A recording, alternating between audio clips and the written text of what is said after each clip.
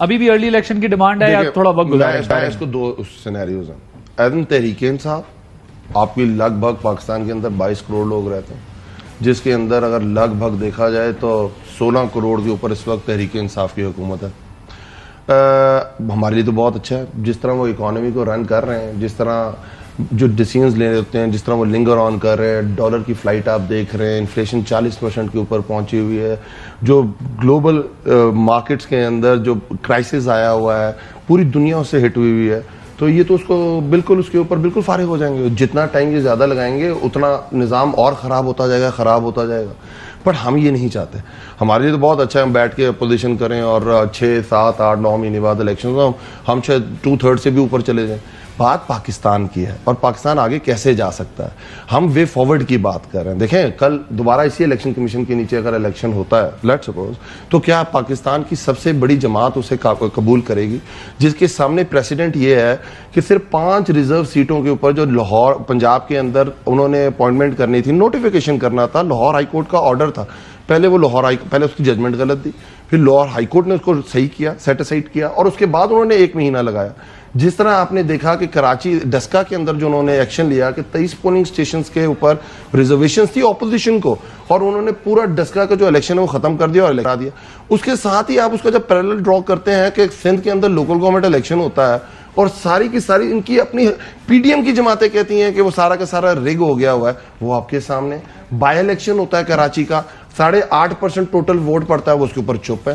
ابھی پی پی 57 کے اندر 5% ووٹنگ 5% کے اندر اگر ریزلٹ آئے تو اسی وقت آر او کہتا ہے کہ آپ اس کی ریکاؤنٹنگ کر دیں. جس طرح ڈیلے کیا گیا اور اس کو ووٹ ڈلوانے کے لیے کس طرح اس کو لنگر آن کیا گیا، آخری دن اس کو نوٹیفیکیشن کیا کہ آپ جا کے ووٹ ڈال دیں.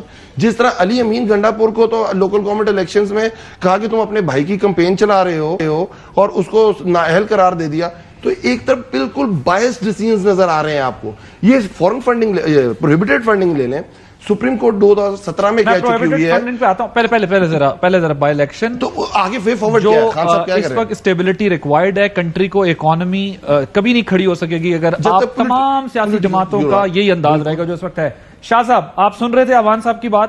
وہ یہ کہتے ہیں کہ جی ارلی الیکشن ہی مسئلے کا حل ہے. ہم سمجھتے ہیں الیکشن کمیشن بائسڈ ہے اگینسٹ پی ٹی آئی اور اس کے انڈر بھی نہیں ہونا چاہیے الیکشن. اور ساتھ میں وہ یہ کہتے ہیں آپ لوگ کس چیز کا انتظار کر رہے ہیں؟ اگر آپ مزید طول دیں گے معیشت اور برباد ہوتی جائے گی، ملک کا مزید نقصان ہوتا جائے گا. اس لیے ہم تو کہہ رہے ہیں کہ الیکشن کرا دیں، اپنی بھی جان چھڑا لیں، ہماری بھی چھڑا لیں. یور ٹیک آن. بسم اللہ الرحمن الرحیم. اللہم صلی علی محمد و آل محمد. جی ان کو تو شروع دن سے سب کہہ رہے تھے کہ الیکشن کروائیں، اس وقت تو یہ الیکشن کی طرف آتے نہیں تھے. اب وہ ایک دم الیکشن کی بات کر رہے ہیں. الیکشن ضرور ہوں گے انشاءاللہ ٹائم پہ 2023 میں جب جو الیکشن کی ڈیٹ ہے.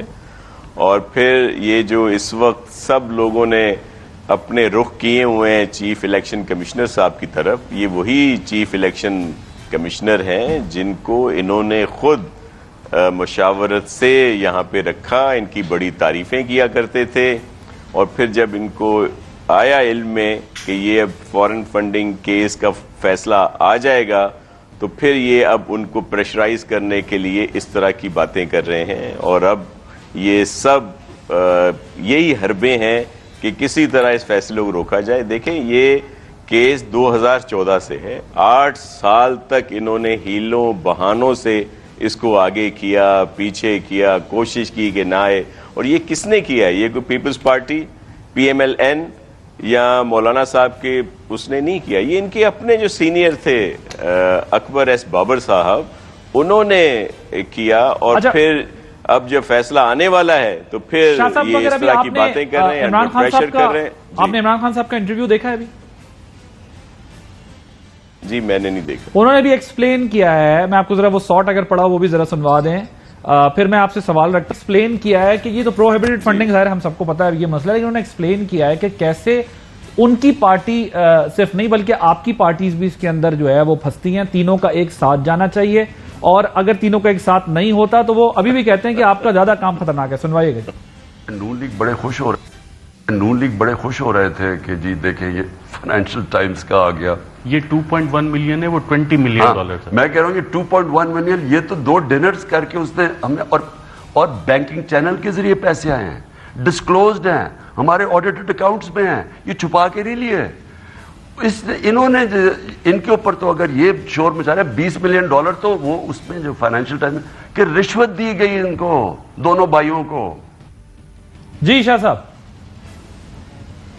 دیکھیں اب یہ خان صاحب تو اس طرح کی الزامات ضرور لگائیں گے. اب جب ساری چیزیں عیاں ہو رہی ہیں, آن پیپر آ رہی ہیں, تو پھر یہ بات کریں. جی بالکل آئے, پی ایم ایل این آتی ہے, پیپلز پارٹی آتی ہے, کوئی بھی پولیٹیکل پارٹی اس میں آتی ہے, تو اس پر جو قانون کے تحت ایکشن ہے وہ لیا جائے. انہوں نے تو اپنے اس کو طول دینے کے لیے تو انہوں نے اس وقت پیپلز پارٹی اور پی ایم ایل این کا شروع کرایا تھا نا, ٹھیک ہے, لیکن ایسا نہیں ہے.